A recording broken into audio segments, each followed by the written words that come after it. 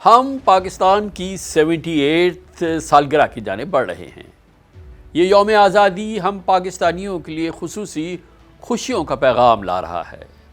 پاکستان معاشی، دفاعی اور سفارتی لحاظ سے زبردست بہتری کی جانب بڑھ رہا ہے۔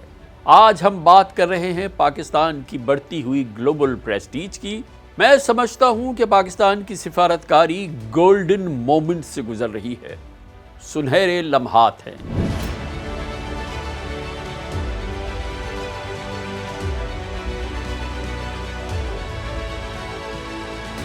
دوسری جانب مودی گورنمنٹ بار بار اس لمحے کو کوس رہی ہوگی جب بھارت نے پاکستان پر جنگ مسلط کی اور اس حماقت پر ذلت آمیز پسپائی کا سامنا کیا۔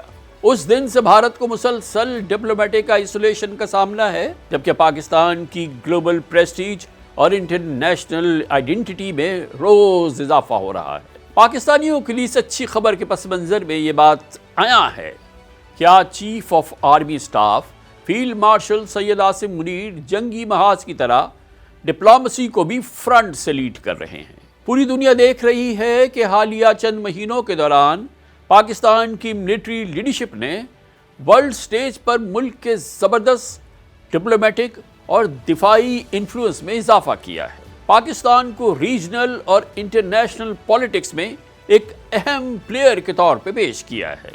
پاکستان کی امپورٹنس اور گلوبل پریسٹیج میں اس وقت ڈرامائی تبدیلی آئی جب پریزیڈنٹ ٹرمپ نے فیلڈ مارشل عاصم منیر کو خصوصی طور پر وائٹ ہاؤس میں لنچ پر مدعو کیا۔ 2 گھنٹے کی غیر معمولی مدت تک جاری رہا یہ لنچ۔ وائٹ ہاؤس میں ملاقات سے پہلے field marshal Asim Munir Florida میں امریکن سینٹرل کمانڈ کے چیف جنرل مائیکل کورالا کے کئی روز مہمان رہے تھے، اور اس دوران پاکستان اور امریکی فوجی قیادت کے طویل اور دور رس صلاح مشورے ہوئے تھے۔ یو ایس اور پاکستان، اب سر یہ کوئی سیکرٹ نہیں ہے کہ پاکستان کے بارے میں ہماری سوچ کچھ اور ہے، امریکہ کی سوچ کچھ اور ہے۔ یہ آج کی بات نہیں، it is not the first time that we have had differences with the United States. یہ بات بھی دلچسپی سے خالی نہیں کہ فیلڈ مارشل عاصم منیر کے دورہ امریکہ کے بعد پاکستان ایئر فورس کے chief air marshal Zaheer Babar Sidhu نے بھی واشنگٹن کا ایک بہت امپورٹنٹ دورہ کیا تھا۔ پاکستان کی بڑھتی ہوئی گلوبل پریسٹیج اور انفلوئنس کا واضح اظہار اس وقت جبکہ ایران اور اسرائیل کی جنگ ہو رہی تھی اس دوران ہوا، جب فیلڈ مارشل عاصم منیر امریکہ میں موجود تھے اور پریزیڈنٹ ٹرمپ نے ان کی ایران کے حوالے سے معلومات اور تجربے کو اعلانیہ سراہا۔ President, in your meeting today with the Chief of Staff of the Pakistani Army, did you talk about Iran? Did that come up? Yeah. Well, they know Iran very well, better than most, and they're not happy about anything. It's not that they're bad with Israel. They know them both, actually, but they're probably, maybe they know Iran better, but they see what's going on, and he agreed with me. بے شک بھارت کے لیے ناقابل یقین پریشانی کا سامان اس وقت پیدا ہوا جب اسی دورے کے بعد army chief field marshal Asim Munir China کے ایک انتہائی اہم اور بہت ہی دور رس دورے پہ بیجنگ گئے، گویا واشنگٹن اور اس کے بعد بیجنگ۔ وہاں ان کی چین کی سیاسی، دفاعی اور سیکیورٹی لیڈرشپ سے طویل ملاقاتیں ہوئی۔ گویا فیلڈ مارشل عاصم منیر نے پاکستان، امریکہ اور چین سے اپنے تعلقات کے توازن کی غیر معمولی مثال چند ہفتوں کے دوران پیش کر دی۔ بے شک یہ پاکستان کی ڈپلومیسی کی مہارت تھی کہ جب field marshal Asim Munir Beijing میں چینی قیادت کے ساتھ انتہائی اہم میٹنگز کر رہے تھے، اسی روز پاکستان کے نائب وزیر اعظم اور وزیر خارجہ اسحاق ڈار کی واشنگٹن میں U S secretary of state Marco Rubio اور دیگر اعلیٰ حکام سے اسٹریٹجک میٹنگز چل رہی تھی۔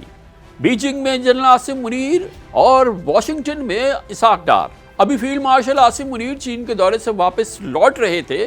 اسلام آباد میں پاکستان اور امریکہ سینٹرل ایشین کنٹریز کی ملٹری لیڈرشپ کی ایک غیر معمولی سیکیورٹی کانفرنس کا انعقاد کیا گیا۔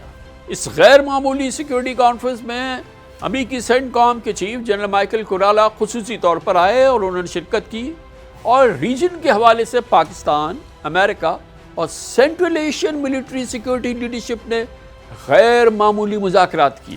I held a very productive meeting with Secretary of State Marco Rubio. Our dialogue spans security, energy, technology, industry, IT, AI, counter-terrorism and regional peace. We are also creating a blockchain and crypto ecosystem. We welcome US investments, especially in energy, mining, technology, and startups. Eventually, a free trade agreement could be a game changer to boost our economic partnership. اس conference کے بعد پاکستان نے general Michael کورالا کو اپنا اعلیٰ ترین military اعزاز نشان امتیاز سے نوازا. آپ صحیح سمجھیں، ڈپلومیسی کی الف بے جاننے والا کوئی بھی شخص اچھی طرح سمجھ سکتا ہے کہ یہ ڈیولپمنٹ محض حسن اتفاق نہیں بلکہ اسٹیٹ آف پاکستان کی ایک منظم اور انتہائی کامیاب ڈپلومیسی کا حصہ ہے. اس نے پاکستان اور دونوں سپر پاورز یعنی واشنگٹن اور بیجنگ کے درمیان بیلنس آف ڈپلومیسی قائم کر دی ہے. The same day, the Pakistanis have their top leader, their military chief, who basically runs the government, the most powerful man in Pakistan, sitting in Beijing with Wang Yi within less than 24 hours. They have Ishaq Dar sitting with Marco Rubio. In one case, they are trying to get more out of their old friend and India's chronic adversary, China. On the other hand, they are trying to pull or charm the US. It has been very friendly with India for the past 20-25 years. They're trying to pull them away.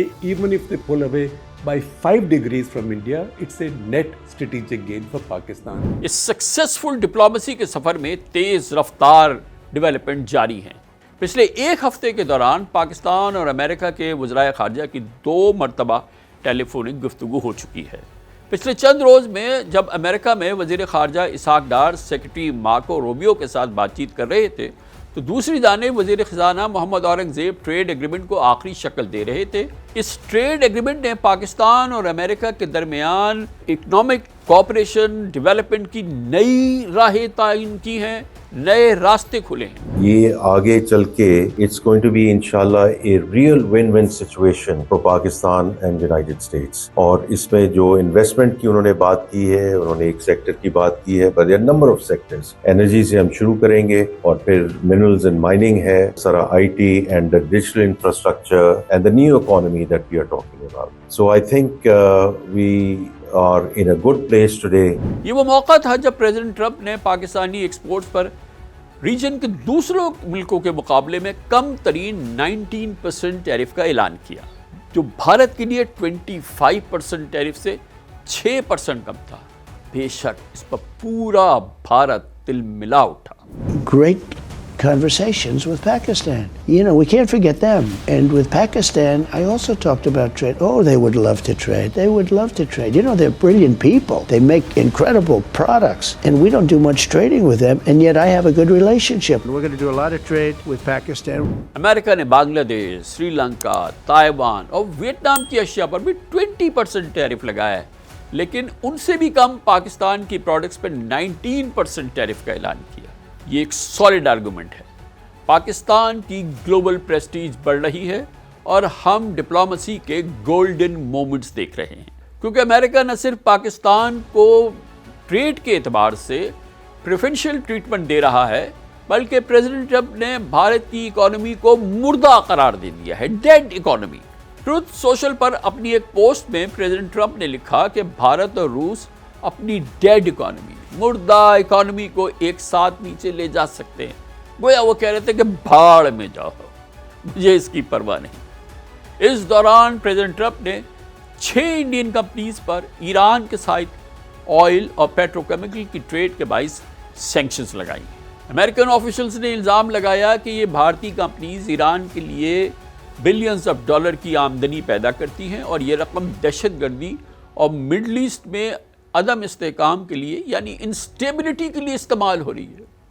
گویا Bharat middle asset میں دہشت گردی اور instability کو ہوا دے رہا ہے. It is not acceptable for India to continue financing this war by purchasing the oil from Russia. People will be shocked to learn that India purchasing Russian oil. That's an astonishing fact. India portrays itself as being one of our closest friends in the world, but they don't accept our products. They impose massive tariffs on us. We also know they engage in a lot of cheating on immigration policies. It is very harmful to American workers, but we need to get real about dealing with the financing of this war. Bharat میں حکومت اور opposition اس وقت بھی سکتے میں آ گئے جب president Trump نے سوشل میڈیا پر لکھا کہ پاکستان اور امریکہ مل کر تیل کے بڑے ریزروز پہ کام کریں گے اور ہو سکتا ہے کہ پاکستان مستقبل میں بھارت کو بھی آئل فروخت کریں. Trump has struck a deal with Islamabad. Pakistan and the United States will work together on developing their massive oil reserves. We are in the process of choosing the oil company that will lead this partnership.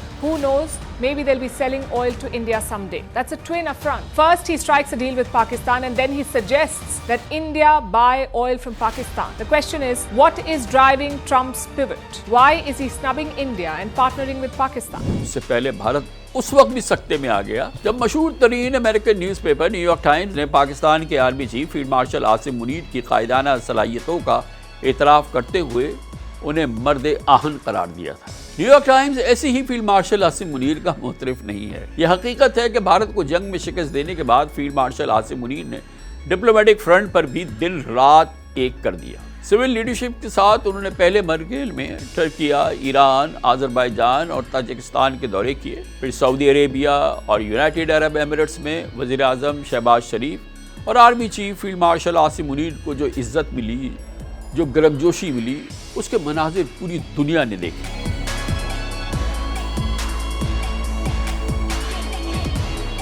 بے شک یہ پاکستان کی global prestige میں اضافے کی زبردست مثال ہے. جب ہم کہتے ہیں کہ پاکستان انتہائی مہارت سے ڈپلومیسی کے جوہر دکھا رہا ہے تو اس کی ایک مثال ہفتے کو دیکھنے میں آئی جب ایران کے صدر مسعود پزشکیان اسلام آباد پہنچے.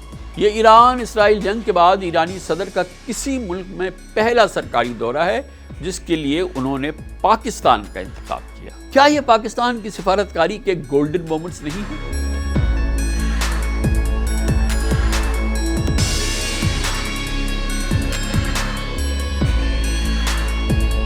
یہ وہی ایران ہے جو بھارت کا بڑا اکنامک پارٹنر ہے، مگر اب ایرانی حکومت اور عوام پاکستان سے شکریہ میں آگے ہیں. پاکستان کا ایک اور پڑوسی ملک افغانستان جو کبھی پاکستان کے ساتھ بارڈر مینجمنٹ کی ٹینشن اور بین ٹی ٹی پی کی وجہ سے الجھا ہوا تھا، فارن منسٹر اسحاق ڈار کے دورے کابل کے بعد دوستی کی راہ پر چل نکلا ہے.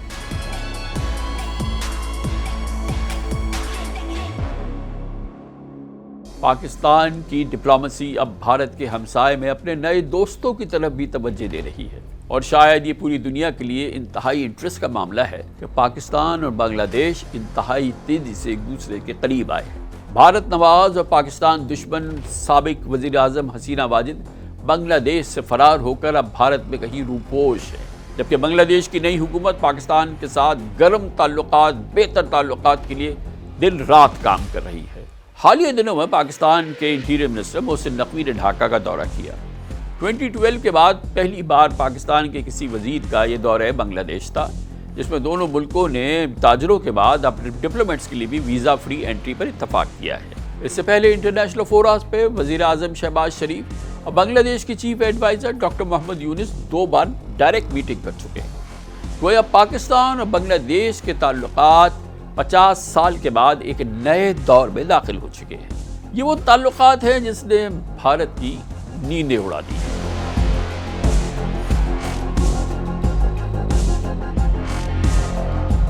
یہی وجہ ہے کہ انڈیا کے chief of defence staff general Anil Chauhan Pakistan اور چائنا اور بنگلہ دیش کے نئے برادرانہ تعلقات کو بھارت کے لیے ایک چیلنج قرار دے رہے ہیں. There is a possible convergence of interest we can talk about between China, Pakistan and Bangladesh may have security implications for regional stability and security dynamics.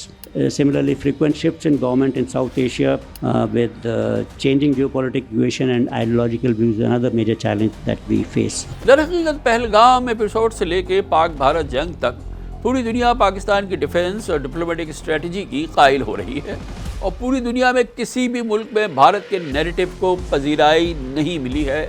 Foreign minister بھاشن کرتے ہیں we have a genius foreign policy, ٹھیک ہے.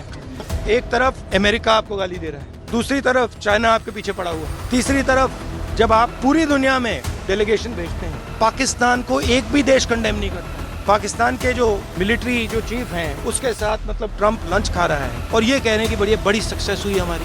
مطلب کون سی success ہوئی ہے؟ G20 کا اجلاس ہو، G7 سمٹ ہو، برکس کا فورم ہو، شنگھائی کانفرنس ہو، کوڈ کا الائنس ہو، کہیں بھی بھارت پہلگام میں پاکستان کو ملوث کرنے میں کسی بھی ایک بھی ملک کی حمایت حاصل نہیں کر سکا. ہر جگہ بھارت کو ڈپلومیٹک آئسولیشن کا سامنا کرنا پڑا اور اس حقیقت سے انکار نہیں، فیلڈ مارشل عاصم منیر نے پاکستان کو جنگی محاذ کی طرح ڈپلومیٹک فرنٹ پر بھی سرخرو کرنے میں سب سے بڑا کردار ادا کیا۔ اس آن مائی ریڈار میں آپ سے اپنی گفتگو کا اختتام میں اس تبصرے پہ کروں گا کہ ریاست پاکستان کی فیصلہ سازی میں عملی طور پر مضبوط ترین شخصیت یعنی کہ فیلڈ مارشل عاصم منیر، اور اگر ان کی ڈپلومیٹک فرنٹ پر عالمی طاقتوں سے اسٹریٹجک پارٹنرشپ قائم ہوتی ہے، مزید بڑھتی ہے، تو یہ یقیناً 25 کروڑ پاکستانیوں کے روشن مستقبل کی ضمانت ہوگی انشاءاللہ۔